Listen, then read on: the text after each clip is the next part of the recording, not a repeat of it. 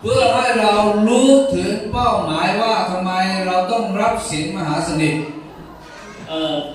打开的这边说多是有叫如何骗到这的被有我们讲到的是中国出去了。พระเยซูคือใคร耶稣要的对。พระเยซูคือใครครับ耶稣要的对。พระเยซูคือใครพระเยซูคือพระเจ้า耶稣要ว่าจุพระเยซูมาบังเกิดในโลกนี้มาตายบนไม้กางเขนเรารู้ว่าเพื่อความบาปของเรา耶稣来有我们在地上多少很多高丽要老师没问题เรารู้ไหมครับ我包了ทำไมพระเยซูต้องถูกจับเราตึงบนไม้กางเขนเพื่อไถ่บาปเรา要人家耶稣在了多少很多高丽要谁没问题พระเยซูไม่มีบาป耶稣只不过给吵แต่พวกเราทุกคนที่อยู่ที่นี่ในโลกนี้ทุกคนที่อยู่บนโลกนี้ล้วนแต่เป็นคนบาปเป็นเราในชั่วตัวเนี่ยของเราไม่หมดเลยจะใน吵เราไม่สามารถช่วยเหลือตัวเราเองได้被说被死八个被死เราไม่สามารถหลุดพ้นจากความบาปได้被说被死有底的就给吵ในพระคัมภีร์เราบอกว่าผลของความบาปคือความตาย那就算荣耀和荣那个จะ给吵要给多เมื่อเราทำบาปเมื่อเรามีบาปผลของความบาปของเราคือเราต้องตายแต่พระเยซูสร้างเราขึ้นมาพระเยซูไม่อยากให้เราตาย就是说จะถูกฉีดเป็นหลอดหรือจะสร้างกับเป็นตัวพระเยซูจึงมายอมตายแทนเราหรือจะเราเชื่อหลักตัวเท่งเลยตายตรงนี้คือฝ่ายวิญญาณไม่ใช่ฝ่ายร่างกายตัวเรามาอย่าให้เราสร้างทุกปีเชียร์สร้างไปต่อร่างกายเนื้อหนังเราทุกคนต้องตายอยู่แล้วสร้างไปต่อเราไม่ได้โทษตัวตัวแต่พระเยซูมาตายตรงนี้คือตายฝ่ายวิญญาณเพื่อไถ่เราออกจากความตายเยซูเราตัวเราเสียไปเราเดือดสร้างทุกปีเราเดือดจอกกินสอบเพราะฉะนั้นอาหารมื้อสุดท้ายพระเยซูกับสาวกนั่งวงแล้วก็กินอาหารด้วยกันครั้งสุดท้ายหมออย่าหลอกเราเยซูที่จะทุกปีเราเนาะบอกเกณฑ์เนาะหมอเกณฑ์ในพระคัมภีร์นี้บอกว่าไงเขาจะต้องรู้แค่นี้จ้ะนี่โอ้ไม่มีเนาะไม่เป็นไรเนาะล้างมือแล้วเนาะไม่เป็นไรเนาะ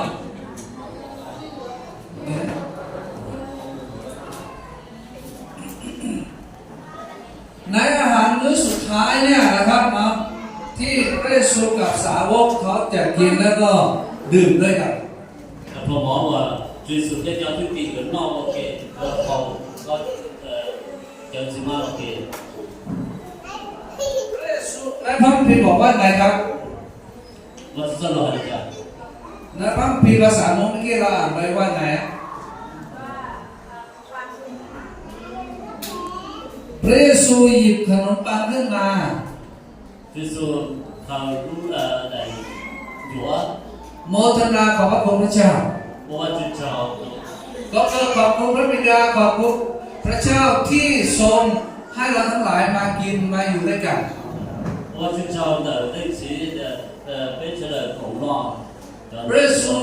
อธิษฐานโมทนาเสร็จแล้วพระเยซูในพระคัมภีร์บอกว่าพระเยซูทรงหักขนมปังนั้นเขาจะ说ว่าจะเจ้าตาจะ说这个我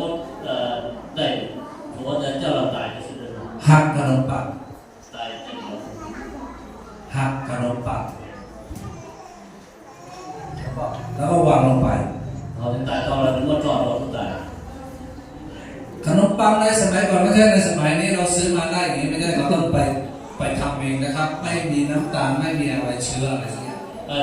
叫ถั่ว头菜头嘛就只用来咋是呢叫头嘛要你叫ถั่只需要给就叫这个要叫ถั่只不给เมื่อหักเสร็จแล้วเอาขนมปังเนี่ยส่งให้แก่สาวก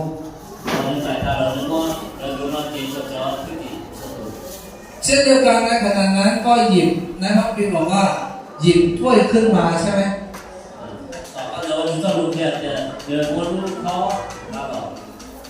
ถ้วยในสมัยนั้นก็คือเขากินข้าวมีถ้วยเหล้าองุ่น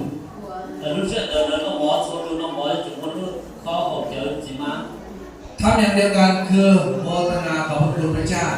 我老我们知道， เสร็จแล้วก็ส่งให้แก่พวกสาวก 老干的不接着的对比。 และพระพีพระเยซูบอกว่าเมื่อท่านกินขนมปังและดื่มจากถ้วยนี้เวลาใด 老干的说的讨论人，昨天和早就要去马干的， เพื่อระลึกถึงเรา 要比较照顾， ระลึกถึงพระเยซูในเรื่องอะไร 那比较照顾是要那是。 ระลึกถึงว่าพระเยซูมาในโลกนี้มาบังเกิดเป็นมนุษย์ถูกเฆี่ยนถูกตีถูกทำร้ายร่างกายแตกสลายเหมือนขนมปังนี้ เพื่อเราทั้งหลาย 比较早就说了，有朝路的在那着急早着到着就早的多的现在的要大一样的专注的不是人啊。 และเมื่อเราดื่มจากถ้วยนี้ซึ่งเป็นถ้วยน้ำองุ่นเหล้าองุ่นสีแดงเนี่ยเปรียบเสมือนเลยเถิดเลือดของพระเยซูที่ถูกเฆี่ยนตีแล้วมีเลือดไหลออกมา 不是被好叫什么？不是被好多考的，被叫找就是找了制造的，你讲查到流了，被到叫找的。 เพื่อให้เรารู้ว่าเลือดไหลเนี่ยมันเจ็บปวดแค่ไหน 被叫被包的，你讲查到流了，找了摸过的家。 พี่น้องทำงานผมเชื่อว่าเราทุกคนเคยทำงานแล้วเคยโดนหนามทิ่มแทงมือหรือว่าขาของเรา 给我们女别人就包这个的，好比我们女我操的我就操到了一摸过的家。 เคยไหมครับ เคยไหมเคยนะเจ็บไหม 我摸 เวลาเลือดไหลออกมา 好查的了。 นิดเดียวเองเจ็บปวดแต่พระเยซูถูกตึงไว้เข็นเลือดไหลลงมาและเจ็บปวดของเรา ไม่รู้กี่ร้อยกี่พันเท่า 我最初都介绍很多我的，你叫长久了，到了后头你就摸过的家变正常哦。 เพราะฉะนั้นพระเยซูบอกว่าเมื่อเราเอาขนมปังนี้กินเข้าไปหรือว่าดื่มจากถ้วยนี้ก็คือเพื่อที่จะระลึกถึงพระเยซูคริสต์ 头边那个做那个好路考的，不要叫做耶稣。 ระลึกถึงที่พระเยซูคริสต์มายอมเสียสละเลือดเนื้อชีวิตของพระองค์เพื่อเราทั้งหลายได้ของเรา 不要叫做耶稣的我的现在的道理就是叫做的我的做些了多配备。 และสิ่งที่สำคัญในพระคัมภีร์บอกว่า เพื่อที่จะตั้งพันธสัญญาให้กับพระองค์กับเราอีกครั้งหนึ่ง และพระองค์จะมาช่วยเหลือเราถ่ายเราและจะกินกับเราเมื่อโลกใหม่มาถึง 我知道昨天的，那要我一早给天到北还的，北天主耶稣不是北天话主耶稣周中那的主耶稣。 พันธสัญญานี้ก็คือเพื่อให้เรารู้ว่าเมื่อเรากินและดื่มถ้วยนี้แสดงว่าเราเป็นลูกของพระเจ้าเราไม่ใช่มาของนางซาตาน 照着那天还的北条我主教民乐，只要那是用教民乐。 เรากำลังกินและดื่มเพื่อเราประกาศว่าเราคือลูกของพระเยซูคริสต์ 北到到人那天要好，如考那北要叫他北主耶稣了，北要叫耶稣教民乐。 ผีมารซาตานสิ่งที่ชั่วร้ายจะไม่มีสิทธิ์ในชีวิตของเรา 那就用的经过废墟装的北主可以了。 อยากจะให้เราเข้าใจง่าย 如果到北感谢你有意， ๆเรารู้จักเหยี่ยวไหมเหยี่ยวที่มาเอาลูกไก่เข้ามาเอาไก่เกียร์บิ๊ก 那个要找啥钱的，那个我们来 ๆหายชื่อภาษาโมหายเนี่ย 打那店 อ่ะ 打 กา 打的，打到该。 กาดอกก้ามา การตกไอ้ เหยี่ยวเนี่ยเวลาที่มันจะมาจับไก่กินเนี่ยมันจะต้องดูไปก่อนละ 然后是然后到那种该打的要少的给路晒过这个， เวลาที่แม่ไก่มีลูกเนี่ยแม่ไก่มันไม่ได้มีลูกแค่ตัวเดียวมันมีหลายตัว 路晒吧都两该的，咱们有钱都是中途。 เวลามันหากินมันต้องดูไปด้วยไก่นะมันลูกไก่นั้นไม่สนใจกินอย่างเดียวอ่ะกินอย่างเดียว 路晒了到闹了，咱们有包的这种照片上闹死人。 แต่ผู้นั้นเป็นแม่เนี่ยกินไปด้วยต้องดูไปด้วยนะฮะ 别说搞的咱是别搞别的主教他这晒草花。 ถ้าแม่ไก่มองเห็นเหยี่ยวมาจะมาจับลูกเนี่ยนะครับแม่ไก่ทำยังไง 好，如果爱的话，拿的如果我们咱们有แม่ไก่เรื่องไง 我看 บินหนีนะบินหนีนะ 我看回家别了， ฮะก็หลบลุกแล้วกางปีกออกมาแล้วก็ให้ลูกเข้าไปวิ่งเข้ามาอยู่ในใต้ปีกของมัน 就是我放开跑，我拿着放开回家，放开就是我的左手就没有了，干好就就没有， ใช่ไหมใช่ 我要 ใช่ไหมเวลาที่แม่ไก่เห็นอยู่มาเนี่ยมันจะร้องกักแล้วลูกไก่ก็วิ่งเข้ามาหลบที่ใต้ปีกของมัน 好就是就放开跑就拿着就放开就我说的我就没有贴了，干好。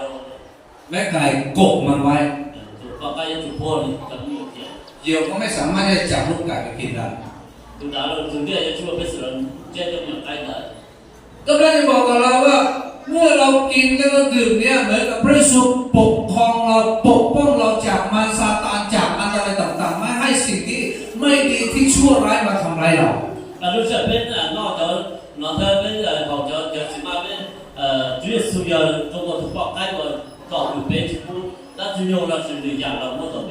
วันที่เราตัดสินใจรับพระเยซูมาเชื่อในพระเยซูคริสต์เราเป็นลูกของพระเจ้า 如果讲说先我讲说我跟见走的我小我就叫没有了， พระเจ้าจะปกป้องเรา 我主要到处北。 ปกป้องเราจากอันตรายจากผีมารซาตานจากสิ่งชั่วร้ายไม่ให้พวกนี้มาทำร้ายชีวิตของเรา 你要找准备，那只有我人家给配我，有人去找备，错了就好。 แต่ถ้าสิ่งชั่วร้ายจะมาทำร้ายก็คือมาทำร้ายพระเยซูก่อนที่จะมาถึงตัวเรา 要人去找备，就去找，就是我对嘛，就要找备。 เราก็เหมือนลูกไก่อยู่ใต้ปีกเราก็ได้รับความปลอดภัย 比如说我这边该要要好脸都拉的，结的，我你了找备我对了。 พระเจ้าวันนี้เราจะกินขนมปังและดื่มแต่เท่านี้ก็เพื่อที่อยากระลึกถึงพระเยซูที่คอยปกป้องชีวิตของเราจากภัยอันตราย 就是为了人不懂得交代，我在那边叫找耶稣也对我找。 ในพระคัมภีร์บอกว่าเมื่อเรากินและดื่มให้เราคิดถึงพระคุณความรักของพระเยซูคริสต์ 就是被那边有叫找耶稣。 พระเยซูมาตายถูกเคี่ยนถูกตึงตายบนไม้กางเขนเพื่อบาปของเรา 耶稣了多，所以那我哋要是被路子。 เพราะฉะนั้นทุกครั้งที่เรากินเราดื่มเราต้องระลึกถึงพระคุณความรักของพระเยซูที่มาถ่ายชีวิตของเรา 就是被那在被好被叫找耶稣，一路给我哋到了八倍。 อาเมน 阿门。 คนที่รับปฏิสมาแล้วยิ่งขึ้น 叫我听见叫你神主，我要叫知道我的神主先了嘛。 คนที่ยังไม่ได้รับปฏิสมายัง